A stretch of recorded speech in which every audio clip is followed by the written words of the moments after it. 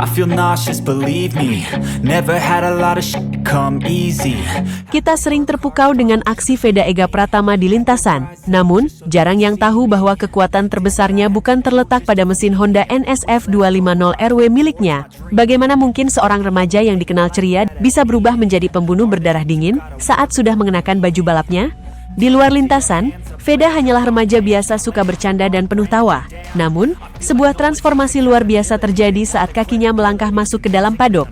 Seketika, senyum itu menghilang, digantikan oleh kedisiplinan baja. Ia tahu persis kapan harus tertawa, dan kapan harus bekerja keras dengan fokus yang mematikan. Inilah yang membuatnya berbeda dari pembalap seusianya. Bagi banyak pembalap, ayah mungkin hanyalah manajer atau penyokong dana. Namun bagi Veda, Sudarmono adalah arsitek jiwanya. Sang ayah tidak hanya mengajarkan kapan harus menekan rem atau cara mengambil apex yang sempurna. Pelajaran terberat justru diberikan di meja makan, tentang bagaimana cara tetap berdiri saat dunia meremehkan, dan bagaimana cara tetap menunduk saat semua orang memuja.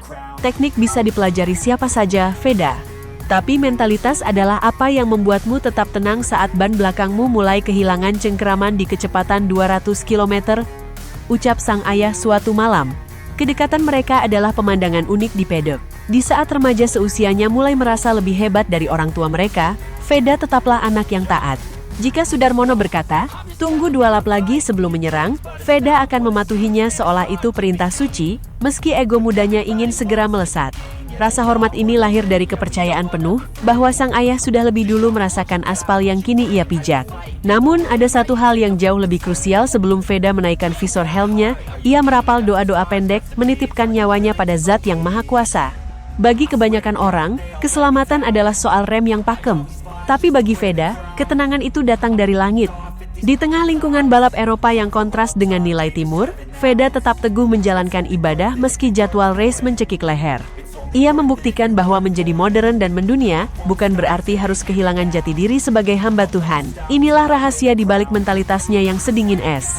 Di saat pembalap lain panik karena insiden besar, Veda tetap tenang karena ia merasa sudah selesai dengan dirinya sendiri, melalui kepasrahan total sebelum balapan dimulai.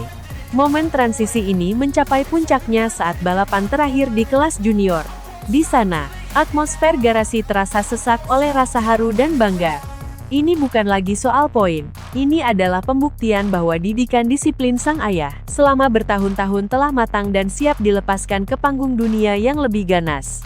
Sang ayah sadar, setelah bendera finish dikibarkan hari ini, ia tak lagi bisa memegang tangan putranya seerat dulu. Veda harus terbang sendiri menghadapi serigala-serigala balap dunia.